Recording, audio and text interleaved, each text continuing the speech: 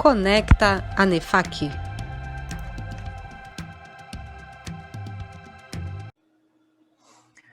Bem-vindos ao Conecta ANEFAC, uma iniciativa que visa auxiliar a retomada da economia e dos negócios. Eu sou Davi Calas, vice-presidente de administração da ANEFAC, e no programa de hoje vamos falar sobre transformação digital, com o nosso convidado, professor Cláudio Larieira, da Fundação Getúlio Vargas. Prezado Larieira, muito bem-vindo e muito obrigado por estar aqui conosco. Eu que agradeço a oportunidade, o convite, e fico feliz de poder contribuir mais uma vez com a ANEFAC. A honra é nossa, a honra é nossa. Então vamos lá. Queria fazer um bate-papo contigo sobre esse tema, né? E aí a primeira pergunta é o mais básico de tudo, né? Para nós que somos leigos. Conta pra gente o seguinte: o que raios é a tal da transformação digital? O que isso quer dizer, né? E o que você está vendo disso acontecer no Brasil? Excelente pergunta. Boa para a gente começar a colocar um cimento, um sedimento, né? Se você olhar as definições clássicas sobre transformação digital, né, nós não temos ainda um consenso sobre o que é isso exatamente, ou qual é o momento da história em que isso começou a acontecer. E aí você tem, curiosamente, duas definições, talvez, né? Uma definição mais acadêmica e uma definição mais de mercado. Uma definição mais acadêmica, nós estamos dizendo de um fenômeno que vem acontecendo nos últimos 10 anos, provavelmente, em que, a partir das tecnologias digitais, como, por exemplo, a internet das coisas, a inteligência artificial, a parte de experiência, né, imersiva, então você tem tecnologias digitais que suportam uma nova experiência digital para os clientes, para os fornecedores, para os parceiros, digitaliza os processos. Então, se você olhar para a academia, ela é um pouco mais formal nesta conceituação. Mas ela não tem uma definição única, definitiva, pronta. A gente, na verdade, está evoluindo nisso aí a partir dos últimos trabalhos.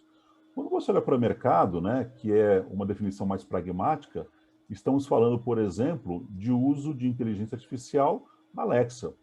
Estamos pensando, por exemplo, do Pix, que está acontecendo agora, né? Estamos vendo, por exemplo, a telemedicina que está acontecendo durante a pandemia. Então, você tem vários exemplos práticos que, de certa forma, demonstram que é a transformação digital na prática, né? Eu prefiro pensar, juntando esses dois mundos, essas duas definições, que na prática nós temos um novo jeito de fazer as coisas, seja nas empresas, seja na sua vida pessoal, individual, seja nos governos, por exemplo, em que a gente usa basicamente 4 ou 5 tecnologias, que são as tecnologias mais emergentes, não é? E por conta disso, então, a gente chega num momento em que a gente diminui a interação entre as pessoas, aumenta a digitalização dos processos dos negócios, e com isso nós temos o que seria a tal da transformação digital, ou seja, uma mudança de DNA, efetivamente falando. Perfeito. Quer dizer, então tem vários lados, né? Tanto pode ir para um lado de automação, de inteligência artificial, como pode ir para Big Data, como também pode ir simplesmente para começar a vender para os seus clientes de forma online. Por exemplo, e-commerce, sim. Ok. Depende do segmento, depende da aplicação. Ok, perfeito. Quer dizer, cada um tem a sua, né, transformação digital. Sim. Bom, o que a gente ouviu também é que a pandemia ela disparou aí um processo, né, de digitalização muito grande, né? Houve de fato essa aceleração da transformação digital por conta da pandemia? Em que sentido? Sim, isso é muito interessante, né? Eu estava, inclusive, semana passada escrevendo um artigo sobre isso, né? Refletindo, porque a gente fez agora aqui na GV esse ano, em junho e julho, uma pesquisa sobre a aceleração da transformação digital no Brasil, entre as organizações brasileiras, né? E nós conseguimos aí 120 executivos respondendo. E aí, quando a gente estava consolidando os dados, a gente fez a seguinte brincadeira entre nós, né, os pesquisadores. A sensação que a gente tem é que a gente, quando fala de transformação digital, está entre o já e o ainda não. Como assim o já e ainda não? O já, porque algumas coisas já aconteceram, né? Por exemplo, o trabalho remoto já aconteceu, né? A gente já fazia isso desde 2005, 2006, e agora a gente reforçou isso aí. A própria pandemia, né, foi um disparador, um alavancador disso aí. A gente, por exemplo, já fazia e-commerce, né? A gente, por exemplo, já usava token, então existe um já. Sim, já fizemos transformação digital. É claro que isso não é uniforme em todas as empresas, isso não é uniforme em todos os segmentos, então a gente tem que entender cada caso um caso. Mas sim, já temos uma transformação digital. Mas temos o tal do ainda não. Ainda não. Então a gente quando olha, por exemplo, algumas empresas contando, né, do que estão fazendo, algumas dizem assim, olha, nós estamos tentando implementar inteligência artificial, mas a gente ainda não fez, porque a gente não tem infraestrutura, a gente não tem expertise, a gente não tem gente para fazer. Não é? Outro exemplo típico é a internet das coisas. A gente depende de uma infraestrutura de 5G que a gente ainda está votando sobre quem vai ser o nosso fornecedor. A gente está discutindo agora se serão os americanos, serão os ingleses, serão os chineses. Então, eu diria que a gente sim teve uma aceleração naquilo que era possível, que não dependia de infraestrutura, projetos longos, mas a gente ainda não fez coisas que dependem, né, de recurso financeiro, conhecimento, infraestrutura. Então, por isso que a gente brincou que nós temos aí o já e o ainda não. Mas se não tivesse tido a pandemia, algumas organizações ainda estariam na estaca zero até hoje, né? Com Seja certeza. com home office, seja com Sim. venda online, até mesmo delivery, né? Se você Por considerar. exemplo, o próprio EAD nas universidades, né, a gente estava preparando isso há quanto tempo, né? Engatinhando, discutindo, pensando. Quando veio a pandemia, não teve muita discussão. Ou você fazia isso ou você fazia isso. Não teve outra opção, né? Há até quem diga que o que a gente está fazendo não é EAD, não é ensino à distância. Ah, ok, mas assim, alguma coisa a gente fez, né? E claro que a pandemia, pode-se dizer assim, teve esse lado benéfico de fazer com que as coisas caminhassem. O que a gente não sabe dizer ainda, o quanto este temporário vai se tornar o definitivo, né? A gente fala tanto em novo normal, e eu tenho dúvidas, por exemplo, se a gente vai conseguir manter os alunos em casa num formato 100% presencial. Eu acho que não. Mas são apostas, né? A gente não pode esquecer que tecnologia tem a ver com gente, tem a ver com decisões, tem a ver com opinião pública. Isso tudo é muito relevante quando você fala de tecnologia. Perfeito, muito interessante, né? E não dá para saber, né? Se o novo normal vai ser o novo normal, se vai ser o velho normal, ou se vai ser um misto, né? Pois Essas é, coisas. não dá para saber. Eu acho que existem algumas apostas, elas até são razoáveis, mas nada como o dia a dia, né? Por exemplo, há quem aposte que os shoppings vão acabar. Eu digo que não, eu vou nos shoppings de final de semana e eu vejo que eles continuam cheios. Uhum. Sei, não Ok. acredito tanto nisso, não. Tá, perfeito. Bom, você como pesquisador no tema, você também acompanha aí pesquisas, não só daqui, não só você faz, mas você também acompanha, né? O que você tem visto de pesquisas aí do que está rolando lá fora? Tem uma pesquisa recente, ela saiu agora em julho, né? Lá do Instituto de Empresas de Madrid, uma business school, né, que fica em Madrid, na Espanha. E esses caras, eles já faziam uma pesquisa chamada European Tech Insights, já estavam fazendo desde 2018, sobre os impactos da transformação digital na visão dos europeus. Então, eles começaram lá com 5, 6 países, aumentaram depois, e este ano especificamente, eles estão com uma base de quase 3 mil respondentes, executivos, pessoas da sociedade em comum, né, em geral, inclusive incorporando agora China e México. Né? E é curioso o seguinte, né? O que eles estão tentando entender? Nós temos ainda, e principalmente no Brasil, né, nós temos ainda um momento de euforia em relação à transformação digital. Porque, claro, né, toda tecnologia que vem com alguma promessa boa, a gente quer implementar, a gente quer testar, né? Por exemplo, biochips, por exemplo, o uso de drones. Né? Mas eles já estão num momento um pouco mais avançado, em que eles já implementaram algumas tecnologias, descobriram que elas não eram tão viáveis economicamente, ou não faziam sentido, né, na perspectiva do cliente, e, portanto, agora eles já estão no que a gente chama lá de estamos descendo a serra, né? Algumas tecnologias estavam no pico das expectativas infladas, como se diz no hype cycle do Gartner, e agora ela já está descendo. Por conta disso, eles têm algumas reflexões, como, por exemplo, né, uma das perguntas que eles fizeram para os europeus é se os europeus aceitavam abrir mão dos seus dados em favor das questões de saúde, de controle de população, né? E quando eles fizeram isso ano passado, a resposta foi não, a gente não aceita. Nossos dados são nossos dados, e agora esse ano eles já caíram em 10% nessa resistência. Ou seja, a pandemia fez com que eles ou perdessem o medo, né, de expor os dados, ou ponderassem a importância, né? O que é o menos pior? Eu ter os dados preservados e ter problemas de saúde ou ao contrário disso? Então, esse é um fato curioso. Outro fato curioso é que os europeus também têm medo de perder os empregos, por exemplo, por conta da automação, né? Se nós temos esse medo no Brasil, e a gente olha para eles e diz assim, puxa, mas eles já estão num outro momento, né? Eles estão num outro momento, mas o medo é o mesmo, porque se você pegar a Alemanha, por exemplo, que é altamente industrializada, eles estão passando agora pela indústria 4.0, por esse momento, né? Então, veja, eu digo curioso porque, na minha percepção, eu acreditava que eles eram mais corajosos, né? Mas não são, não são. Eles também têm os mesmos receios que nós temos aqui, né? E um dado muito curioso que surgiu nessa pesquisa, dentre tantos dados, é que existe inclusive uma ambiguidade nas respostas, existe até uma certa dicotomia, porque assim, ao mesmo tempo em que eles dizem que eles têm medo das tecnologias que vão automatizar, robotizar os negócios por conta da perda de empregos, ao mesmo tempo eles dizem assim, puxa, mas se vocês quiserem produzir veículos autônomos, a gente não se importa com isso, para nós está ok. É claro que aí, né, ele provavelmente quem respondeu não era o taxista, não era o cara do Uber, então... Com o emprego dos outros, eles são mais corajosos aí, pelo Pois jeito. é, pois é.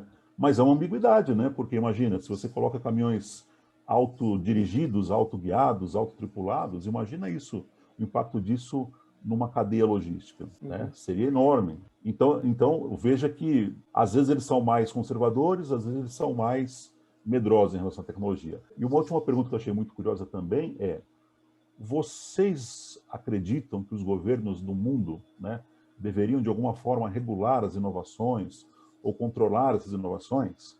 E eles estão num ponto de equilíbrio ainda entre sim ou não, mas a pesquisa aponta que tem uma tendência de eles começarem agora a pedir que os governos regulem as inovações.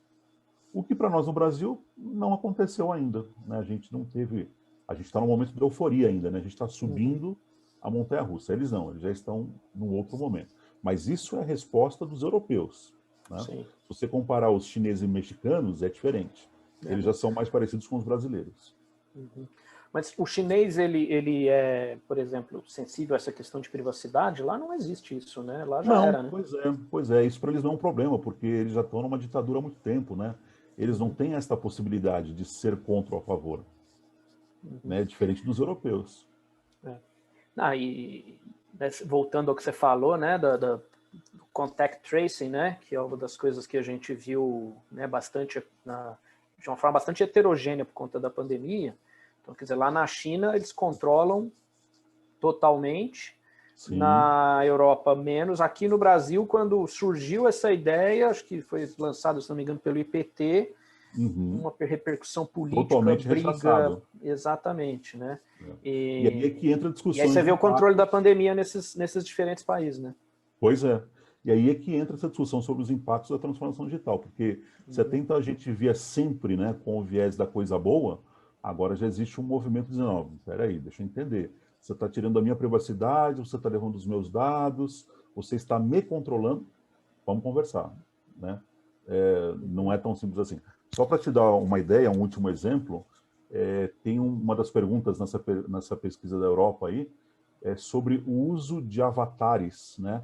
Então, veja, ao invés de termos um congresso com deputados, senadores e gente que vota por você, te representa, existe uma pergunta que diz o seguinte: você aceitaria ter um avatar digital em que a gente pesquisa suas redes sociais e, a partir disso, a gente define como você responderia a uma certa lei? E claro que com isso a gente elimina o Congresso?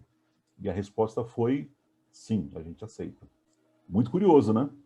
É curioso, né? Ao mesmo tempo que eu tenho medo de que roubem meus dados, eu, como europeu, digo, olha, seria legal se tivesse um avatar, porque a gente elimina os congressos e aí toda a votação é feita de forma direta a partir do meu avatar, que usa inteligência artificial. Então, veja, você tem umas ambiguidades aí, né? Não é uma coisa tanto para esse lado ou tanto para aquele lado. Mas isso, por exemplo, estaria 100% relacionado com a questão da regulação, né?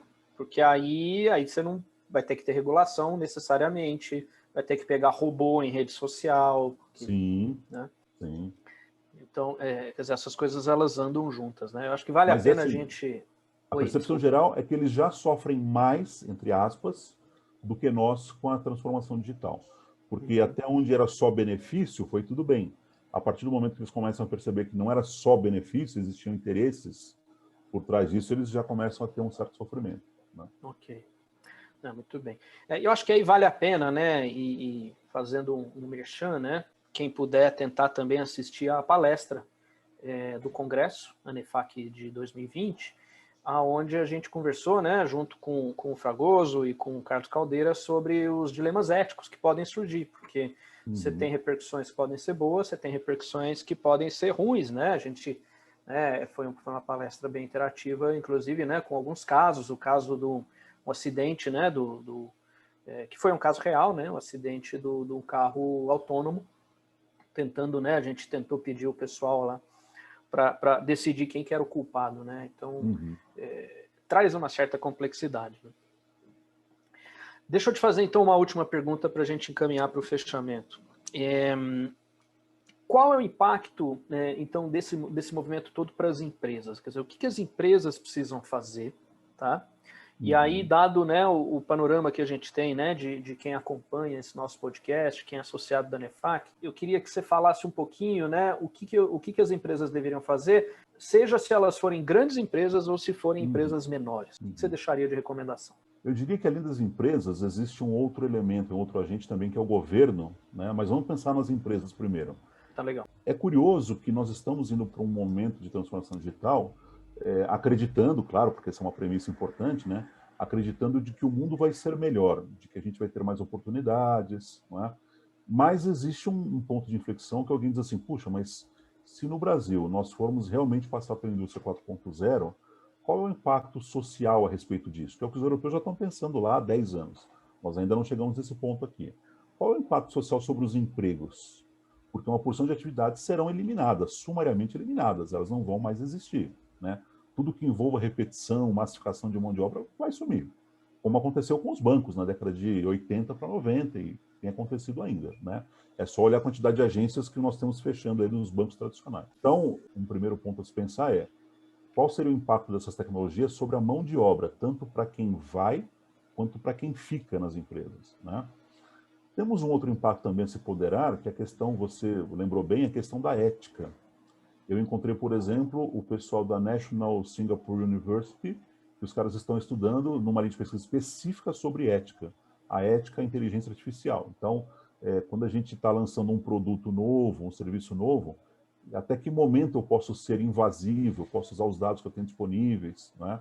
Só para você ter ideia, uma das respostas dos europeus é que eles estão discutindo agora se, veja, eu vou usar os Facebook de graça e você usa os meus dados, ou eu prefiro pagar para usar o Facebook e você não usa os meus dados. Já tem essa discussão lá fora. Então, a gente está falando de LGPD no Brasil, alguém vai discutir, ó, os meus dados são meus dados, pague para usá-los. Então, a gente tem nos próximos tempos aqui algumas discussões do ponto de vista de ética, sustentabilidade, organização, né? E, de certa forma, passa pelas empresas. Quando você pensa em empresas maiores, é claro, a gente tem tempo, agenda, dinheiro, recursos, a gente consegue fazer isso de forma um pouco melhor. Para as empresas pequenas e médias, nem tanto. Elas não têm esses recursos organizacionais, elas meio que serão levadas pela onda, né? Então elas precisam estar atentas ao que está acontecendo com essas ondas todas.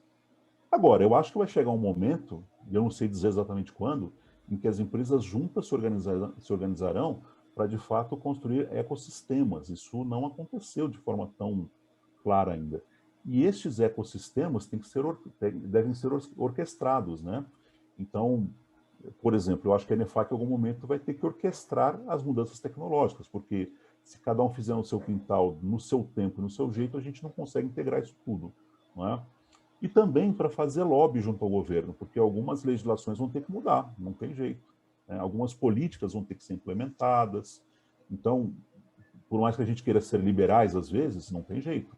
O papel do Estado vai ser relevante nesse momento, e aí vem a influência das empresas, das organizações, em garantir que isso aconteça.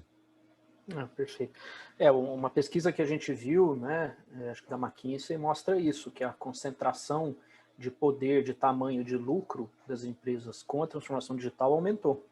Então, se a gente quiser acreditar que a autorregulação vai ser suficiente, a gente está enganado mesmo. A gente vai precisar de uma regulação, a gente vai precisar do papel do governo. É interessante você citar Singapura, que é também, né, uma das referências, né, em política pública e gestão pública, né, num curto espaço de tempo eles tiveram uma evolução aí muito rápida. Né? Perfeito. Professor Cláudio Larieira, queria agradecer muito a sua participação, agradecer, foi uma aula, está sempre convidado, volte sempre, e foi um grande prazer estar falando contigo. Eu que sempre agradeço, de verdade, as oportunidades são sempre, são sempre muito legais, são sempre muito boas. Contem comigo no que precisar. Contaremos, com certeza. Esse, então, foi mais um episódio do programa Momento ANEFAC, com conteúdo novo, toda terça-feira, toda quinta-feira. Inclusive, né, o próprio Conecta ANEFAC não deixa de ser, né, como o professor Larieira falou, um embrião, quem sabe, né, de uma plataforma que a gente consiga construir juntos. Siga conectado conosco, um abraço e até a próxima. Conecta ANEFAC.